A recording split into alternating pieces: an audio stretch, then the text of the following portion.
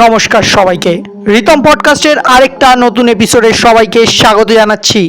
আজকে তোমাদের সাথে শেয়ার করতে চলেছি পলতায় ঘটে যাওয়া একটা মারাত্মক সত্য ভৌতিক ঘটনা। যদি তোমরা আমার এই ভিডিওটা ফেসবুক থেকে দেখো, ফলো করে নিও। ইউটিউব থেকে দেখলে সাবস্ক্রাইব করতে ভুলবে না। কানে হেডফোনটা অবশ্যই পরে নাও। চলো আজকের গল্পটা শুরু করা যাক। গল্পটা আমাকে মেল করে পাঠিয়েছেন দেবব্রত চক্রবর্তী পলতা থেকে। দাদা যেভাবে গল্পটা মেল করেছে তোমাদের সামনে ঠিক সেইভাবে তুলে ধরার চেষ্টা করলাম। সবাইকে নমস্কার বলে আজকের গল্প শুরু করছি আমি দেবব্রত চক্রবর্তী পলতা থেকে। ঘটনাটা আমার জীবনে ঘটে 2018 সালে। তখন আমার বয়স 25 বছর। আমার এখনও মনে রয়েছে সেই সাংঘাতিক দিনগুলোর কথা। 2018 মে মাস। গল্পটা ঠিক এইভাবে শুরু হয়। আমি একজনের কাছ থেকে নাই করে 70 থেকে 80 হাজার টাকা পেতাম। আমি তাকে ধার দিয়েছিলাম। প্রায় 3 থেকে 4 বছর হয়ে গেছে। তাকে যতই গালাগাল করি, যতবার ফোন করি, সে আমার টাকা দিতে রাজি নয়। তো এরকম করেই দিনগুলো কাটছিল। একদিন ঠিক শুক্রবার আমি ছেলেটাকে রাস্তায় দেখে ফেলি। আমি ওকে ধরে জানা তাই বলি, কিন্তু আমি বুঝতে পারিনি আমার এই চিল্লামিল্লিতে আরও 2-3টে লোক চলে আসবে যাদের থেকে ও ধার নিয়ে বসেছিল। ছেলেটার আগে একটু বর্ণনা দিয়ে দিই। ওর বয়স আনুমানিক 20 থেকে 21 বছর, আমার থেকে অনেক ছোট। চুলগুলো একদম এগড়ো খেবড়ো, কালো রঙের চেহারা, চোখের তলায় ডার্ক সার্কেল আর রোগা, আর হাইট মোটামুটি 5 ফুট 4 ফার হবে। যাই হোক, আরও 2-3 জন লোক আসলো, ওকে জানা তাই বলে অপমান করলো ওর বাড়ির লোকের সামনে। ঘটনাটা তারপর ঘটে। পরের দিন আমি রাস্তা দিয়ে যাচ্ছিলাম, একটা লোকের সাথে আমার দেখা হয়। লোকটা আমাকে বলে, আরে ও মশাই শুনবেন তো। আমি দাঁড়াই। আমি বলি, আপনাকে তো ঠিক চিনলাম না, কে বলুন তো আপনি? লোকটা আমাকে বলে, আরে মনে নেই কালকে? আরে ওই বদমাইশটা যে টাকা ধার নিয়ে বসেছিল, আমিও তো ছিলাম ওখানে, আমারও তো টাকা পাই। আমি বললাম, হ্যাঁ ঠিকই বলেছেন, ও আর মনে হয় দিতে পারবে না, আমি আশা ছেড়ে দিয়েছি। এইবার লোকটা যেটা বলল সেটার জন্য আমি তৈরি ছিলাম না। লোকটা আমাকে বলল, টাকা টাকা তো আর পাবেন না, ওই তো চলে গেছে। আমি না কিছুটা অবাক হই। ও চলে গেছে মানে? আরে দাদা, কালকে ঝামেলার পরে ওর বাড়িতে সন্ধ্যাবেলা আরও 4-5 জন লোক গেছিল। ব্যাটা এইসব সহ্য করতে না পেরে গলায় দড়ি দিয়ে দিয়েছে। আমার না কিরম একটা ফিলিং হচ্ছে, খারাপও লাগছে, আবার মনে হচ্ছে দোষটা কোনো জায়গায় আমার। এরকম অনেক রকম মিক্সিং ফিলিং হচ্ছে। তো খুব আফসোস হলো শুনে। বাড়িতে গেলাম, এইদিকে টাকাটাও মার গেল, এতগুলো টাকা। আর ছেলেটা কালকে যার সাথে এত ঝগড়া করলাম সেও মারা গেল। যাই হোক, এরম করে প্রায় 1 সপ্তাহ চলে গেল। আমি নিজের মতো অফিস বাড়ি করছি। একদিন সানডে আমি বাড়িতে রয়েছি, আমি আমার ল্যাপটপে কাজ করছি।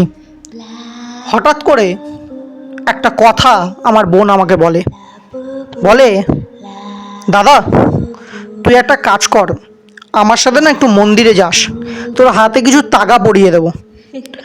আমি বললাম, মানে আমি এইসব বিশ্বাস করি না, তুই জানিস না কী ব্যাপার, আর টাকা ফাকা কেন পড়তে যাবো আমি হঠাৎ করে?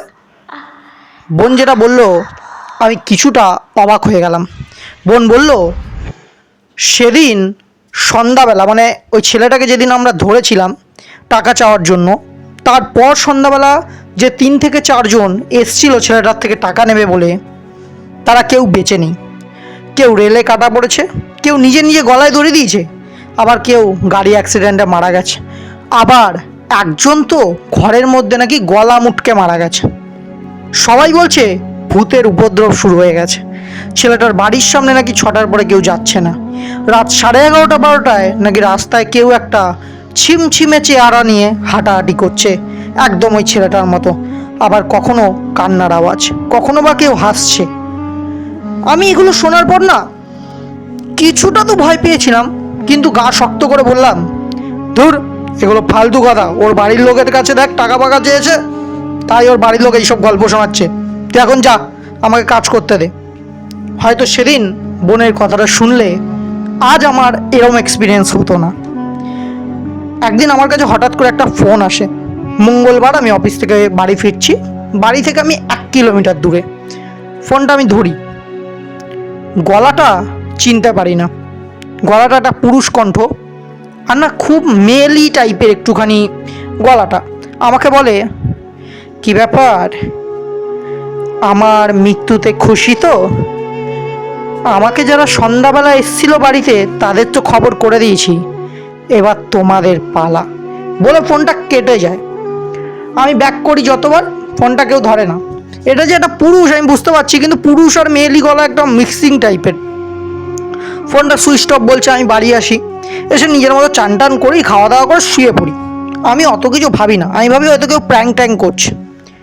সেদিন রাতের বেলা আমার সাথে কিছু ঘটে, যেটা হয়তো কারোর সাথে না ঘটলে সে ফিল করবে না।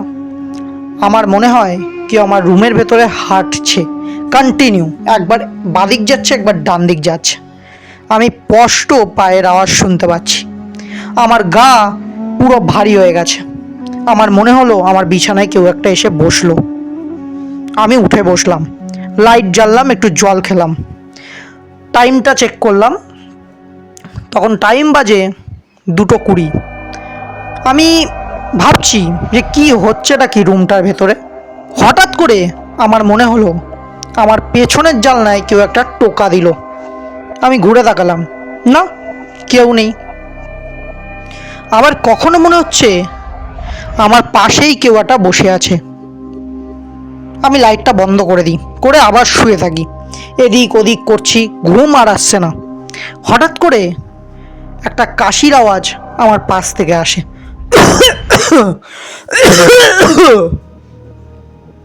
আমি একটু কেঁপে উঠি, উঠে বসি।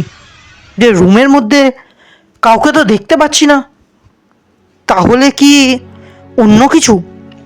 কিন্তু বিশ্বাস করো, আমি যে রুম থেকে উঠে নিচে যাব তার ক্ষমতা আমার নেই, আমার সারা গা ভারী। আমি চুপচাপ বসে রয়েছি। হঠাৎ করে মনে হলো কেউ মুখ বাড়িয়ে আমার কানের সামনে এসে বলল, তোমার পালা, এবার এবার তোমার পালা। আমি প্রচণ্ড জোরে একটা চিৎকার দিয়ে, আমার বাড়িতে মা বাবা বোন ছিল, দৌড়ে আসে। এসে দেখে আমি বিছানা থেকে লাফ দিয়ে নিচে বসে রয়েছি ভয়তে, আর খালি নিজের হাতটাকে সামনের দিকে দিয়ে বলছি, আমায় ছেড়ে দাও, আমায় কিছু করো না, আমায় ছেড়ে দাও, আমি তোমায় মারিনি। বাবা তাড়াতাড়ি করে এসে আমাকে তোলে, খাটে বসায়, জল দেয়, বলে কি হয়েছে? আমি কিছু বলি না। আমি বলি আমার দুঃস্বপ্ন দেখেছি। আমি ঘুমিয়ে পড়ি। পরের দিন সকালে পাড়ায় হোহোকার লেগে যায়। একসাথে 3জন একটা গাছের তলায় গলায় দড়ি দিয়েছে। আমি দৌড়ে যাই, পাড়ার সবাই যাচ্ছে, তার সাথে আমিও যাই। গিয়ে দেখি এটা আর কেউ না, ওই 3জন যারা আমার সাথে টাকা চাইতে গেছিল। আমার গা পুরো ভারী হয়ে যায় ওদের দেখে। ওদের চোখ ফেটে বেরিয়ে আসছে, ওদের জিভ একদম ঝুলছে। আর গাছটা অন্য কোথাও না, ওই ছেলেটার বাড়ির উল্টো দিকে। আমার গা পুরো ভারী হয়ে যাচ্ছে। আমি দৌড়াতে দৌড়াতে বাড়ি যাই। বাড়ি গিয়ে 1 গ্লাস জল খাই। আমি বুঝতে পারছি না আমার সাথে কি হচ্ছে। সেদিন আমি আর অফিস যাই না। বাড়িতে স্নান টান করে খাওয়া দাওয়া করে দুপুরবেলা নিজের রুমে বসে গেম খেলছি। আমার মনে হলো আমাদের বাড়ির ছাদের উপরে কেউ লাফাচ্ছে। কিন্তু বাড়িতে তো বাবা নেই, মা অসুস্থ, মা তো উপরে যাবে না, বোন তো পড়তে গেছে। তাহলে কি চোর টোর ঢুকলো? আমি ওপরে গেলাম, না, কেউ নেই। একটা হাওয়া কোথা থেকে উড়ে আসলো, আমার গা স্পর্শ করে বেরালো। আর কেউ একটা আমার কানে কানে বলে গেল, তৈরি থাকো, তোমার পালা। আমার গা কন্টিনিউ ভারী হয়ে যাচ্ছে। আমি ঘামছি দাঁড়িয়ে দাঁড়িয়ে, বুঝতে পারছি না আমার সাথে এগুলো কেন হচ্ছে, কে করছে। হঠাৎ করে পাশ থেকে একটা খুব বাজে বিশ্রী হাসির আওয়াজ।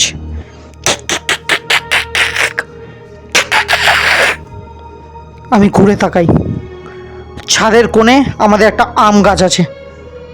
আম গাছ তলায় ছাদের ওপরে কেউ একটা বসে আছে। তার গা পুরো কালো, ছিমছিমে রোগা, ছেলেটা এবার আমার দিকে চোখ তুলে তাকালো। আরে এটা তো অন্য কেউ না, যার থেকে আমি টাকা পেতাম সে সে আমার দিকে খুব বাজেভাবে হাসছে। তার দাঁতগুলো বড় বড়, তার চোখ লাল, চোখ দিয়ে লাল লাল রক্ত পড়ছে, তার হাতে বড় বড় নখ। সে আমার দিকে হামাগুড়ি দিয়ে আস্তে আস্তে এগাচ্ছে, তার গায়ে বড় বড় লোম। আমি আমি ভয়তে পুরো আটকে গেছি। ওই ছেলেটা জোরসে আমার গায়ে লাফ দেয়। তারপরে আমার কিছু আর মনে নেই। পরেরটা শোনা নিজের মায়ের মুখে। বলে আমি নাকি ছাদের ওপর শুয়েছিলাম। আমাকে যখন ঘরে নিয়ে আসা হয়, আমি কাউকে কিছু না বললে চুপচাপ ঘুমিয়ে পড়ি। রাতের বেলা আমি নাকি ঘরে ভাঙচুর করতে থাকি। আমাকে কেউ ধরে রাখতে পারছে না। পাড়ার সবাই চলে আসে যে কি হয়েছে, কি হচ্ছে। আমি একদম বেঁকে যাচ্ছি, কোমর ফোমর মুখ একদম বেঁকিয়ে নিচ্ছে, আর আমি খালি গলায় দড়ি দিতে যাচ্ছি। একটা টাইম তো এরম এসেছিল, আমি ঝুলে পড়েছি, বাবা দরজা ভেঙে আমাকে বাঁচিয়েছে। আমাকে লাস্টে দড়ি দিয়ে বেঁধে রেখেছে, আর আমি খালি একটা কথাই বলে যাচ্ছি, আমাকে ছাড়, আমি মরবো, আমাকে ছাড়। শেষে আমার বাবা একটা পুরোহিত ডেকে নিয়ে আসে।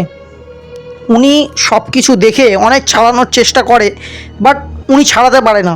উনি বলে এ এত সহজে ছাড়বে না, এ প্রতিশোধ না নিয়ে যাবে না। উনি একজনের নাম্বার দেয়, সে আসে। সে একজন খুবই এক্সপিরিয়েন্স ওঝা। সে দরজাটা লক করে দেয়, চারিদিকে ঘিরে মন্ত্র পড়তে থাকে, আগুনের তাপ চারিদিকে। আর আমি নাকি চিল্লাচ্ছি, আমাকে ছাড়, আমি যাব না, আমি একে মেরেই যাব। অনেক কষ্টে ওরা আমাকে ওই আত্মাটার থেকে ছাড়ায়, কিন্তু তারপরেও আমি মাঝে মাঝে ওই আত্মাটাকে দেখতে পেতাম। মনে হতো আমার উপর অ্যাটাক করবে, কিন্তু পারতো না, কারণ আমার হাতে একটা তাগা দিয়ে গেছিলো। উনি আমাকে বন্ধন করে দিয়ে গেছিলো। কিন্তু যতবার আমি মনে করতাম যে ওই আত্মাটা আমার আশেপাশে আছে, আমার সারা গায়ে নখের দাগ হয়ে যেত, সারা গা জ্বলে যেত। তারপরে এরম করার পরে একদিন শুক্রবার উনি আমাদের বাড়িতে আসে, মানে ওই ওঝা আর ওঝার টিম সবাই মিলে এসে আরেকটা বড় করে যজ্ঞ করে। তারপরে আমার মনে হয় আমার গা পুরো হালকা হয়ে গেছে, এবং কি আমাকে গিয়ে 10,000 টাকা ওই ওঝার বাড়িতে, সরি ওই যে ছেলেটার থেকে আমরা পেতাম, তাকে আবার গিয়ে আমাকে 10,000 টাকা দিতে হয় তার বাড়ির লোককে, কারণ তারা কিছু অসুবিধায় ছিল। যাই হোক, দেওয়ার পর না আমার গা পুরো হালকা হয়ে যায়। তারপর থেকে আমি আর কোনোদিন ওই ছেলেটাকে দেখিনি বা এরকম ভয় আমার লাগেনি। যাই হোক, এই ছিল আমার গল্প। যদি ভালো লেগে থাকে তোমার শ্রোতাদের পড়ে শোনাতে পারো। আজকের জন্য আমার কাছে এইটুকুই ছিল। আজকের গল্পটা একটা দারুণ দারুণ সুন্দর গল্প আমাদেরকে দাদা গিফট করেছে, তার জন্য অসংখ্য ধন্যবাদ। তোমার কাছে যদি আরও এরকম গল্প থাকে অবশ্যই পাঠিও। আর হ্যাঁ, তোমাদেরও যদি ভালো লেগে থাকে কমেন্টে জানাও কিরম লাগলো। লাইক করে দাদাকে একটা ভালোবাসা দিয়ে দাও, সাবস্ক্রাইব করে দাও আমার চ্যানেল, আর শেয়ার করে বন্ধুকে ভয় পাওয়ার সুযোগ করে দাও। ডিসক্রিপশনে আমার মেল আইডি আছে ritom91558@gmail.com। তোমরা ওখানে তোমাদের শোনা বা তোমাদের দেখা গল্প পাঠাতে পারো। আর হ্যাঁ, যদি ভয় পেতে চাও সাবস্ক্রাইবটা অবশ্যই করে নিও। আজকের জন্য এইটুকু, ফিরে আসবো আবার নতুন কোনো গল্পের সাথে ভয় পাওয়াতে, কারণ ভয় পাওয়ানোটা আমার কাজ, রাতে ঘুম না আসাটা তোমাদের।